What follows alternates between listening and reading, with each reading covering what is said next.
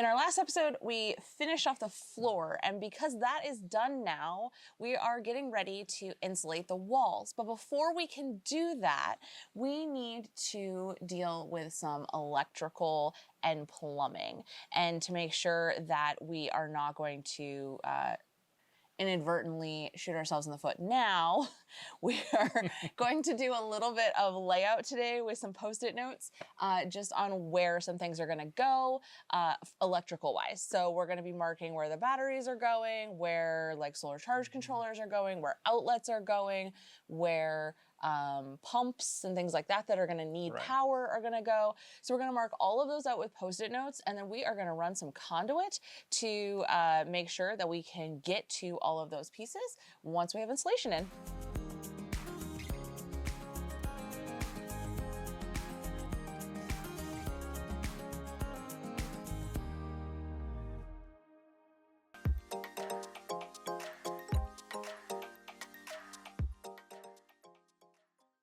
We're planning a fully electrical galley for this van, so the whole kitchen will be electric. That includes the stovetop and the oven and the fridge.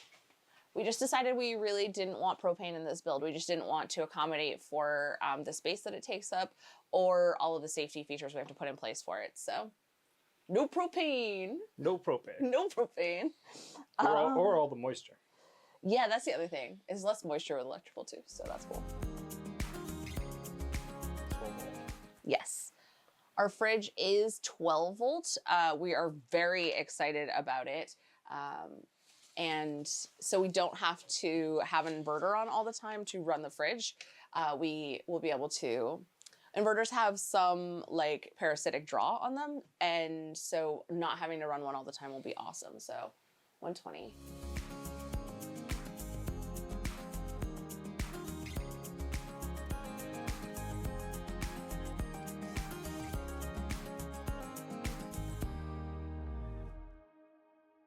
Now what we're gonna do is figure out the most efficient way to run conduit to make it to all of the Post-its. All right, I mean like everything's pretty damn close to this rib here. Can we just run the wires through the wires through that rib? So can I get wires here? Okay, I can get wires into the rocker from here. Wait, do you want to show the camera your ridiculousness? So to see like which, because the van has like tons of holes cut in it, right? In the ribs, and I wanted to see which ones like go through into other ones. I just grabbed this zip tie, so I'm just going to be shoving it in holes and seeing where it comes out. And one of my questions was, does this hole here end up in the rocker? And it does. So these rockers are like pre-made wire raceways. You wouldn't need any conduit if they run inside the rockers. Wouldn't we need conduit where they're going to come out though, because it'll be sharp edges? We'll need some chafe protection, but that's different from conduit. Conduits just allow us to run like behind foam and stuff like that. So the plan is to do 1 inch of foam. Yes. We are firm believers that the key to a successful DIY project is taking your time at this stage. Just standing around, talking it through, trying to poke holes in ideas, measuring, working, and reworking before a single cut is even made. It's time-consuming and honestly a little boring to show you, but it's the true special sauce to how we are able to complete projects quickly and stick to our budget. It will save you a ton of time and money in the long run because you won't end up making nearly as many mistakes that need to be redone. From what I'm seeing, because our plan right now is to do foam board on all the flat spots and then tuck Thinsulate into these panels, right? Yes.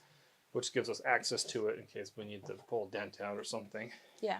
But it also would give us future access to run more wires. Correct. So I think it makes sense to run conduit in both of these ribs, or this rib and that rib.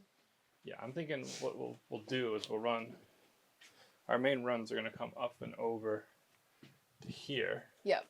And then across and that. This here, because this will be just in the back of the cabinet. Yeah. So we can unscrew the back trim piece in the cabinet and get access to all this wiring here. Yep. There'll be a trim piece here. Yep. We can unscrew that, get access to all this. Yep. And then from here, it's easy. This will also be a trim piece. Yes. And then running wires inside the garage is easy because it's all going to be exterior mounted. Okay, but we still need to run. So where do we need to run conduit? Nowhere. We don't need conduit at all? No, because all the wires are going to run inside existing chases That we're not filling. that we'll fill with Thinsulate afterwards that we can pull out if we need the service. Shoot holes in that. I'm trying to. This van is different than the other ones that we've seen built, right? Where your wires all run. Well, that and we're not like spray foaming the shit out of. And we're doing paneling last. Lots of people do paneling and then put the interior in. And we're doing paneling after the interior cabinets. to save weight and save width. Okay. A lot of people do all that stuff. They do it ahead of time, which is what we did last time too. We did panels before we did. Yeah. And then you would need to run conduit inside the wall cavities. But we're not going to need to do that. We'll just need to make sure that electrical is done up before we put wall panels on. Yes, and all the wall panels will be removable too. Well, that was easy. It was easy. So since that was so easy, do we want to go get a different color and just mock up the couple of quick plumbing features that we're going to need so that we can just make sure that we're going to be able to run the plumbing the same way? The next thing we're going to do, just in prep of putting in insulation and all that stuff, is we are going to tape out the floor plan onto the subfloor, so that way we know where bulkheads are going to be, where cabinets are going to like kind of sit, so that way when we start insulating we don't run into anything hitting things that shouldn't. We know where to put in framing, all that stuff. So that's going to be our next kind of task, and then we'll get going. So let's get to taping. The floor is taped out. We have all of our Post-its up for all of our stuff that's going to need to be mounted on walls. The next step is to get everything insulated. This is going to take us probably a couple days just because there's a lot to do, and we're doing it in between working. So if we change outfits, that's what's going on. Today we're going to start with the panel insulation on the ceiling and on the walls. We're going to be using, what are we using? Do you want to come talk about what we're using? So what are we using for insulation? We're going to be using two different types of insulation. We're going to be using an expanded polystyrene, or EPS, for the flat spots on the walls, ceilings, and like generally in between the ribs. And then inside the ribs, we're going to use Thinsulate insulation that we're just going to kind of tuck in. And the reason for that is we can pull it back out if we need to, service it, pop a dent or something like that, which wouldn't be the case if I completely filled it with spray foam last time. What are we going to be using to adhere the foam to the walls?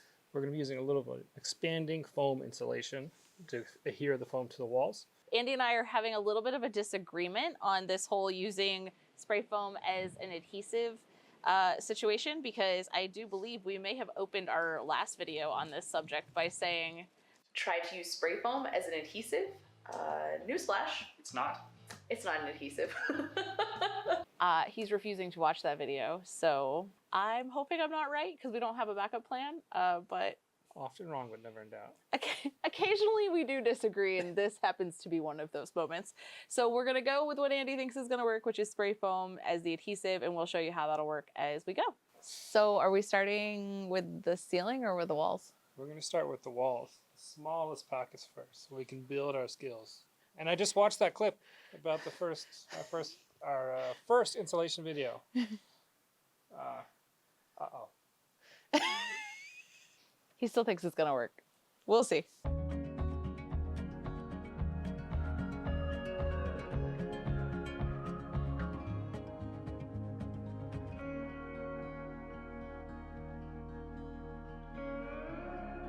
A quick note about spray foam, do not wear any clothes that you don't mind actually just like throwing out when you're using spray foam. You cannot get it off once it dries. Even if you like rub it off, like once you get the big glob off, the part that hits your pants or your clothes is gonna harden. It's not gonna work. You also may have noticed in our last couple videos, Andy is in severe need of a haircut. The reason he has not gotten one is because if you get it in your hair, it is a big old snip snip to get it out. So we have preemptively left his hair long, and I will just cut it after we are done with the foam insulation. I believe in our last video I wore a hairnet. We had an incident. So now I'm fully decked out in PPE. PPE.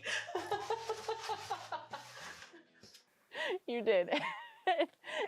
And we are just going to, this time around, if he gets in his hair, I'm just gonna hairnet's a great idea.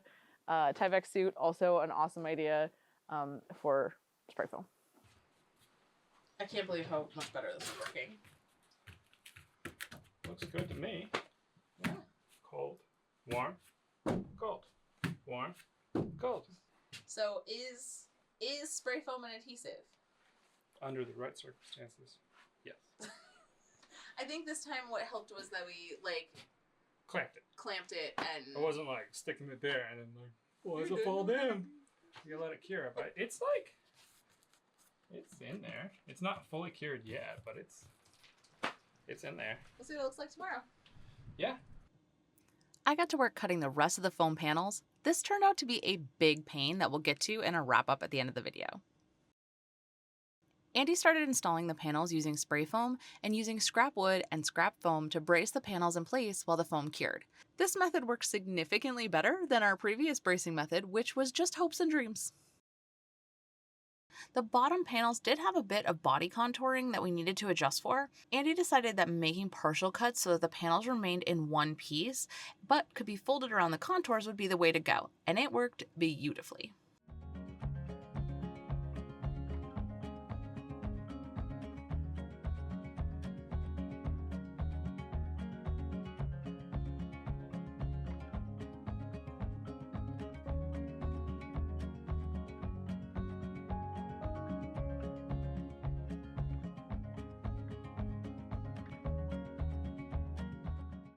When spray foaming upside down, you can only use like 2/3 of the can because you can see like by the time you clear the ceiling, there's like this much left.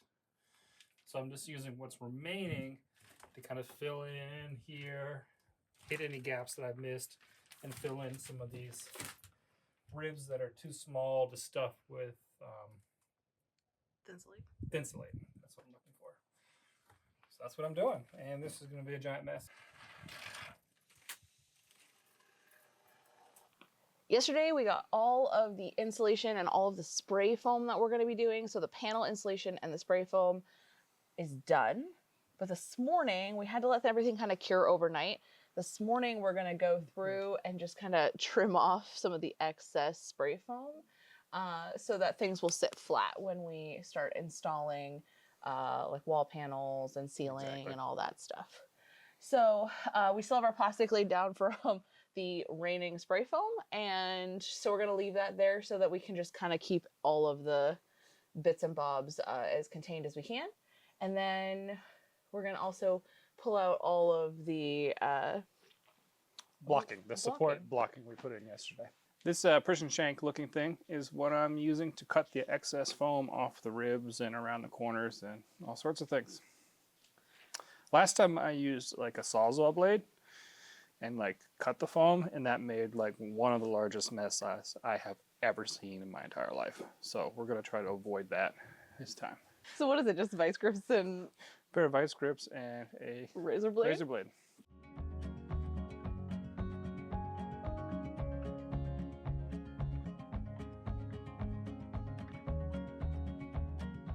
Spoiler alert, don't check out behind me yet.